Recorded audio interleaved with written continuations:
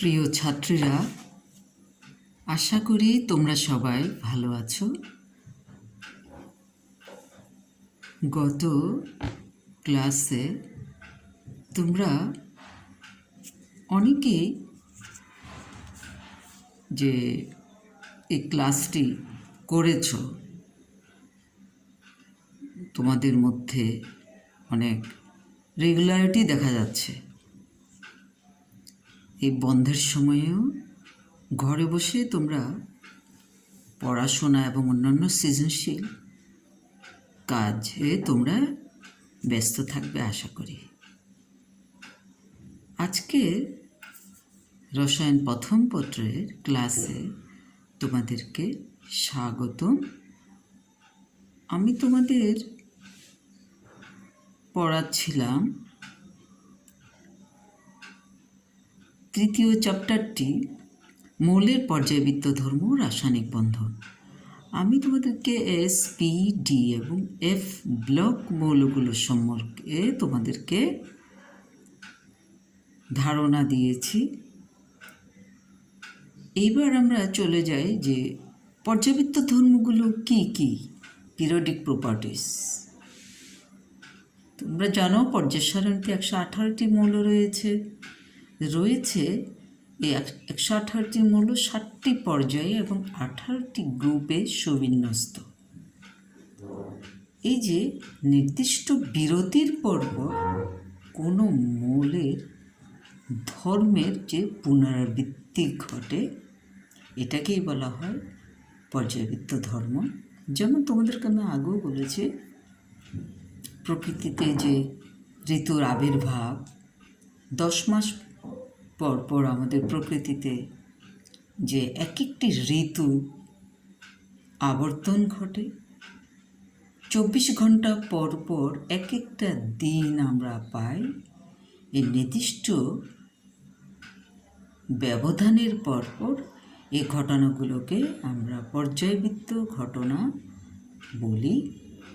পর্যায় সারণীর মৌলগুলোরও পর্যায়বৃত্ত একটা নির্দিষ্ট পর্যায় অতিক্রম করার পরে প্রথম 2, 8, 18 এরকম নির্দিষ্ট বিরতির পরপর একটা সুনির্দিষ্ট ইলেকট্রন বিন্যাস সে পুনরাবৃত্তি ঘটে। এই ঘটনাকে বলা হয় তোমার পর্যায়বৃত্ত ঘটনা। একই গ্রুপের মৌলগুলোর ইলেকট্রন বিন্যাসও একই। তোমরা দেখো কোন কোন ঘটনাগুলো পর্যায়বৃত্ত ঘটনা, যেমন মৌলের গলনাঙ্ক, স্ফুটনাঙ্ক, পরমাণুর আকার, যোজ্যতা, আয়নীকরণ শক্তি, ইলেকট্রন আসক্তি, তড়িৎ ঋণাত্মকতা ও ধাতব ধর্ম। এগুলো তোমাদেরকে এই বিষয়গুলো সম্পর্কে তোমাদের জানতে হবে। আজকে আমি তোমাদেরকে মৌলের গলনাঙ্ক এবং স্ফুটনাঙ্ক সম্পর্কে বলবো। সাধারণত গলনাঙ্ক স্ফুটনাঙ্ক পড়তে গেলে আমরা পড়ব যে ধাতুর পরমাণুতে যে ধাতব বন্ধন রয়েছে, সে ধাতব বন্ধন সম্পর্কে তোমরা নিশ্চয় জানো। এবং পর্যায় সারণীর কোনো গ্রুপে উপর থেকে নিচের দিকে গেলে, পর্যায় সারণীর কোনো গ্রুপের উপর থেকে নিচের দিকে গেলে আমরা দেখি যে গলনাঙ্ক এবং স্ফুটনাঙ্ক ক্রমশ কমে যায়। কারণ উপর থেকে নিচের দিকে গেলে পরমাণুর আকার বাড়ে, কিন্তু চার্জ ঘনত্ব কমে যায়। চার্জ ঘনত্ব কমে গেলে এখানে দেখা যাচ্ছে গ্রুপ 1-এর ধাতুগুলোর মধ্যে এই ধাতব বন্ধন দুর্বল হয়ে যায়। চার্জ ঘনত্ব কমে যাওয়া মানে ইলেকট্রনের ঘনত্ব যদি কমে যায়, পরমাণুর আকার বেড়ে গেলে ইলেকট্রন ঘনত্ব কম হবে। পরমাণুতে যত বেশি মুক্ত ইলেকট্রন থাকবে ততই পরমাণুতে ধাতব বন্ধন সাধারণত স্ট্রং হয়। ঠিক অনুরূপভাবে গ্রুপ 17-এর মৌলগুলোর মধ্যে গ্রুপ 1-এর মৌলগুলোর মধ্যে দেখা যাচ্ছে উপর থেকে নিচের দিকে গেলে গলনাঙ্ক এবং স্ফুটনাঙ্ক কমতে থাকে। অনুরূপভাবে গ্রুপ 17-এর মৌলগুলোর ক্ষেত্রে দেখা যাচ্ছে যেখানে স্ফুটনাঙ্ক দেখাচ্ছে ফ্লোরিন, ক্লোরিন, ব্রোমিন, আয়োডিন, স্টেটান এই মৌলগুলোর ক্ষেত্রেও গলনাঙ্ক স্ফুটনাঙ্ক ক্রমান্বয়ে কিন্তু আবার বাড়তে থাকে। এটা একটু ব্যতিক্রম হচ্ছে কারণ পর্যায় সারণীর ডান দিকের মৌলগুলোতে ধাতব বন্ধন নাই। গ্রুপ 1 এবং গ্রুপ 2-র মৌলগুলোতে ধাতব বন্ধন রয়েছে, বা ডি ব্লক মৌলগুলোতে অবস্থান্তর ধাতুগুলোতে ধাতব বন্ধন রয়েছে। পর্যায় সারণী পি ব্লক মৌলগুলোর মধ্যে ধাতব বন্ধন কম। ধাতব বন্ধন কম বলে ওদের মধ্যে আন্তঃআণবিক আকর্ষণ বল অর্থাৎ ভ্যান ডার ওয়ালস বল আণবিক ভর বৃদ্ধির সাথে সাথে বৃদ্ধি পায় বলে এদের গলনাঙ্ক এবং স্ফুটনাঙ্ক একটা গ্রুপে 17-এর উপর থেকে নিচের দিকে গেলে গলনাঙ্ক এবং স্ফুটনাঙ্ক হ্রাস ক্রমশ বৃদ্ধি পেতে থাকে। এবার পর্যায় সারণীর একটি পর্যায়ে ক্রমশ বাম থেকে যদি আমরা ডানে যাই গলনাঙ্ক এবং স্ফুটনাঙ্ক ক্রমান্বয়ে বৃদ্ধি পেয়ে সর্বোচ্চ মানে পৌঁছায়। এখানে একটা চার্ট দেওয়া আছে। তৃতীয় পর্যায়ে বা দ্বিতীয় পর্যায়ে যে কোনো মৌলের ক্ষেত্রে এই ধরনের ঘটনা ঘটে।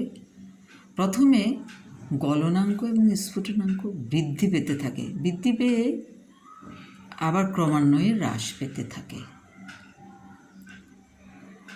বৃদ্ধি পেয়ে একটা নির্দিষ্ট মানে পৌঁছায়। প্রথম দিকে কী হয় আসলে, কেন বৃদ্ধি পায়? ধাতব বন্ধন বৃদ্ধি পায়। যেহেতু সোডিয়াম 1টি ইলেকট্রন, ম্যাগনেসিয়ামে 2টি ইলেকট্রন, অ্যালুমিনিয়ামে 3টি ইলেকট্রন, তাহলে ধাতব বন্ধন শক্তিশালী হয়। বাঁ থেকে ডান দিকে গেলে ধাতুর পরমাণুর আকারও কমে যায়, মুক্ত ইলেকট্রনের সংখ্যা বৃদ্ধি পায়, ধাতুর পরমাণুর বাইরে ইলেকট্রনের সংখ্যা বৃদ্ধি পায়, ধাতব বন্ধন শক্তিশালী হয়। যার ফলে সোডিয়াম, ম্যাগনেসিয়াম, অ্যালুমিনিয়ামে দেখা গেছে পরমাণুর আকার বাড়ছে, গলনাঙ্ক স্ফুটনাঙ্ক ক্রমান্বয়ে কমে যাচ্ছে, বেড়ে যাচ্ছে।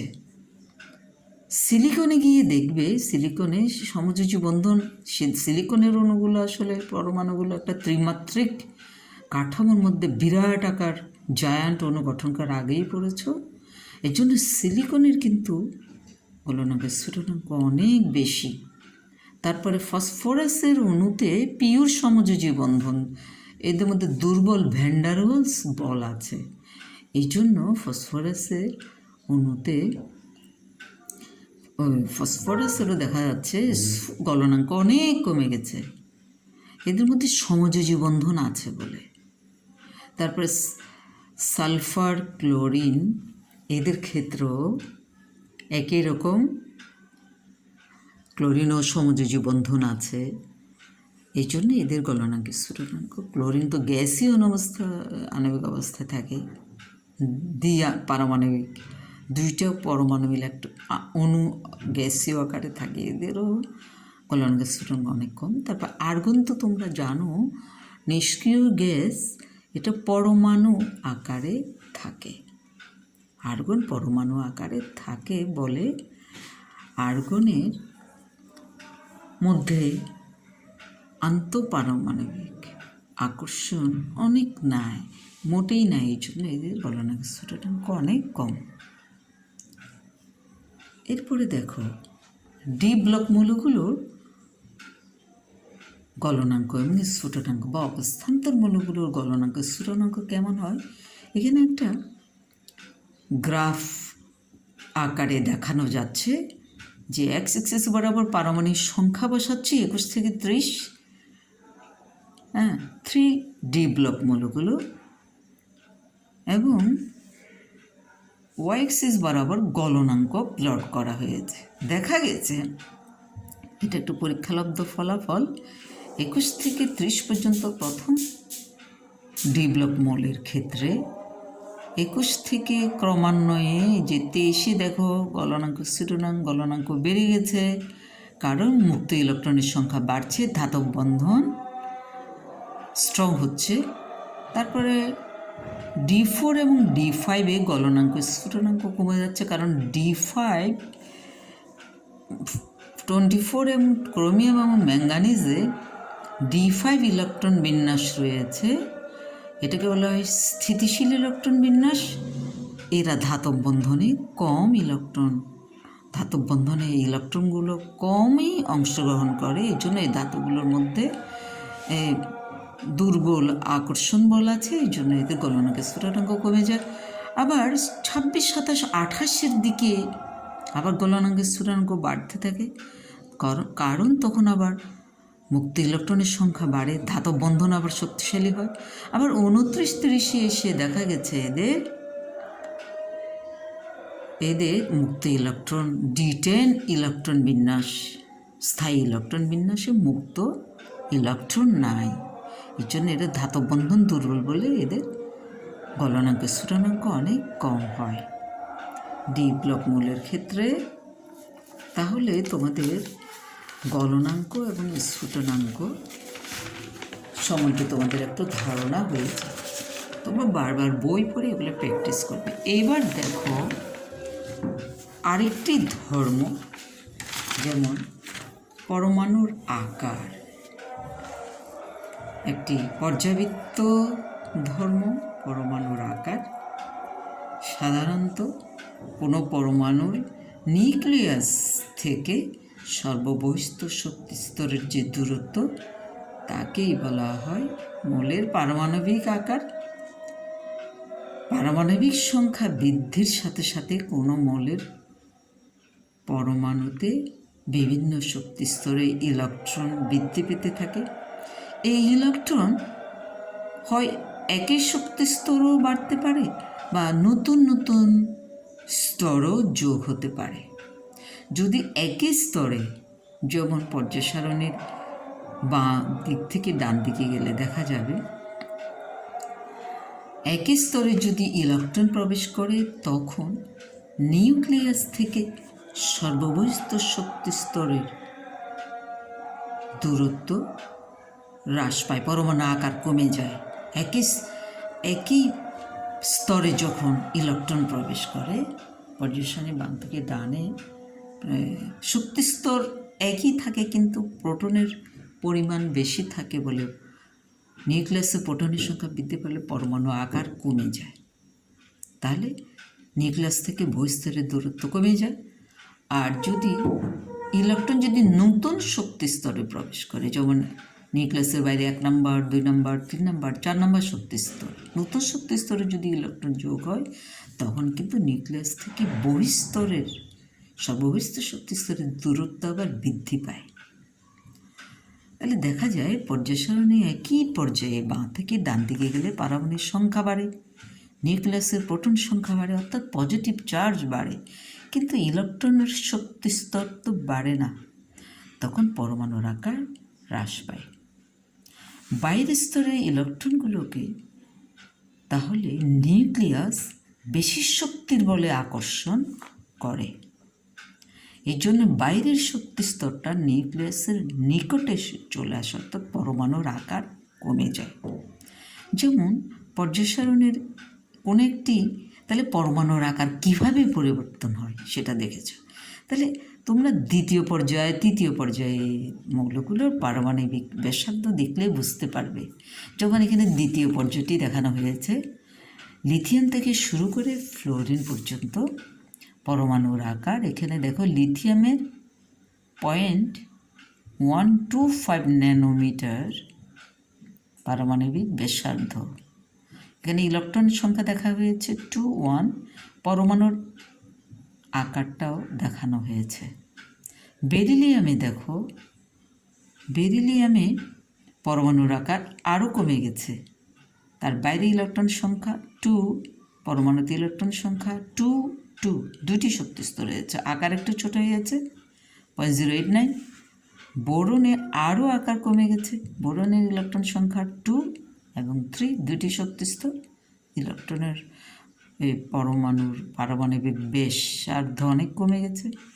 কার্বনে 0.077, কার্বনের শক্তি স্তরে প্রথম শক্তি স্তরে 2টি, দ্বিতীয় শক্তি স্তরে 4টি ইলেকট্রন আছে। নাইট্রোজেনের ক্ষেত্রে প্রথম শক্তি স্তরে 2টি, দ্বিতীয় শক্তি স্তরে 5টি ইলেকট্রন আছে। প্রোটনের সংখ্যা, ইলেকট্রনের সংখ্যা আরও বৃদ্ধি পেয়েছে, অর্থাৎ ইলেকট্রনের পরমাণুটি নাইট্রোজেনের পারমাণবিক ব্যাসার্ধ আরও কমে গেছে, অক্সিজেনে আরও কমে, ফ্লোরিনে আরও অনেক কমে গেছে। তাহলে এই যে পরমাণুর আকার ক্রমান্বয়ে ছোট হয়ে যায়, একটা পর্যায়ের বাঁ থেকে ডান দিকে গেলে পরমাণুর আকার ক্রমান্বয়ে হ্রাস পায়। এইবার দেখো গ্রুপ 1-এর মৌলগুলোর পারমাণবিক ব্যাসার্ধ। একটা গ্রুপের পর্যায় সারণীর কোনো একটি গ্রুপের উপর থেকে নিচের দিকে গেলে কি হয়? শক্তি স্তর বৃদ্ধি পায়। এখানে একটা গ্রুপ 1-এর তাহলে শক্তি স্তর বাড়লে, একটা গ্রুপের উপর থেকে নিচের দিকে গেলে ক্রমান্বয়ে শক্তি স্তর বৃদ্ধি পায়, তাহলে পারমাণবিক ব্যাসার্ধ ক্রমান্বয়ে বাড়তে থাকে। এখানে গ্রুপ 1-এর মৌলগুলো দেখানো হয়েছে। লিথিয়ামের শেষ স্তর 2 নম্বর, সোডিয়ামে আছে 3টি শক্তি স্তর, তৃতীয় শক্তি স্তর হচ্ছে শেষ স্তর, পটাশিয়ামে 4র্থ শক্তি স্তর, রুবিডিয়ামে 5ম শক্তি স্তর, সিজিয়ামে 6ষ্ঠ শক্তি স্তর।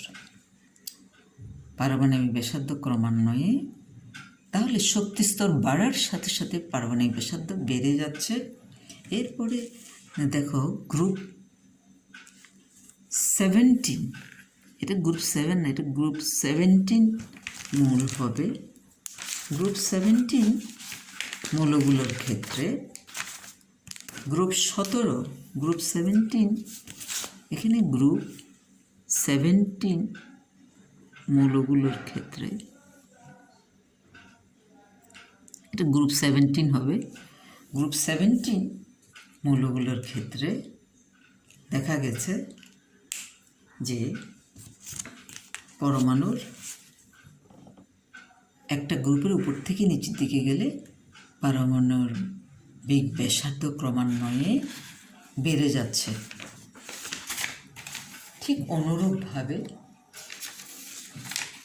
তোমরা দেখো, তাহলে পরমাণুর আকার কিভাবে বাড়ে সেভাবে দেখো। এবার দেখো পরমাণু থেকে যখন ক্যাটায়ন এবং অ্যানায়ন তৈরি হয় তখন কি অবস্থা হয়?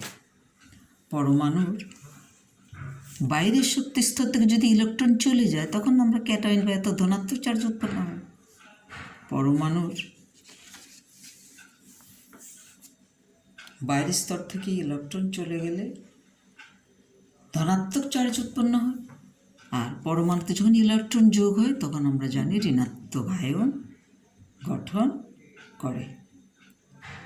কোনো একটি পর্যায় সারণীর একটি গ্রুপের মৌলগুলোর বাইরের স্তর থেকে একই সংখ্যক ইলেকট্রন চলে যায়। একটা গ্রুপেরই যখন ধনাত্মক আয়ন গঠন করে, একটা গ্রুপের বাইরের স্তর থেকে একই সংখ্যক গ্রুপ 1-এর সবগুলো মৌল থেকে একটি ইলেকট্রনে ত্যাগ করে ওরা একক ধনাত্মক চার্জ গঠন করে। ঠিক অনুরূপভাবে একই গ্রুপের মৌলগুলো বাইরের স্তরে একই সংখ্যক ইলেকট্রন যুক্ত হয়। যেমন গ্রুপ 17 গ্রুপে ক্লোরিন, ব্রোমিন, আয়োডিনে একটি ইলেকট্রন যুক্ত হয়ে ঋণাত্মক আয়ন অ্যানায়ন গঠন করে। যে কোনো একটি গ্রুপের উপর থেকে যখন নিচের দিকে যায় আয়নিক ব্যাসার্ধ কিন্তু বাড়ে। এর একটা চার্ট দেখছো, গ্রুপ 1-এ sodium ion, potassium ion, rubidium ion, caesium আয়নের আয়নিক ব্যাসার্ধ উপর থেকে নিচের দিকে ক্রমান্বয়ে বাড়ছে। এবার গ্রুপ 17-এ দেখো মৌলগুলোর অ্যানায়নে, ঋণাত্মক আয়নের উপর থেকে নিচের দিকে ক্রমান্বয়ে পরমাণুর আয়নের ব্যাসার্ধ কিন্তু ক্রমান্বয়ে বাড়ছে। তাহলে পরমাণুর আকার পারমাণবিক ব্যাসার্ধের সাহায্যে প্রকাশ করা যায়। কোনো পরমাণুর আকার বোঝাতে আমরা কি বুঝব? পারমাণবিক ব্যাসার্ধ। এই পারমাণবিক ব্যাসার্ধ 3 প্রকারের হয়। সমযোজী ব্যাসার্ধ 3 ধরনের পেয়ে যাবে তোমরা। সমযোজী ব্যাসার্ধ, ধাতব ব্যাসার্ধ এবং ভ্যান ডার ওয়ালস ব্যাসার্ধ। সমযোজী ব্যাসার্ধ হচ্ছে যখন কোনো যৌগ সমযোজী যৌগ গঠন করে, যখন কোনো মৌল সমযোজী যৌগ গঠন করে তখন কি হয়, দুটি পরমাণুর নিউক্লিয়াসের মধ্যবর্তী যে দূরত্ব, সেই দূরত্বের অর্ধকে বলা হয় সমযোজী ব্যাসার্ধ।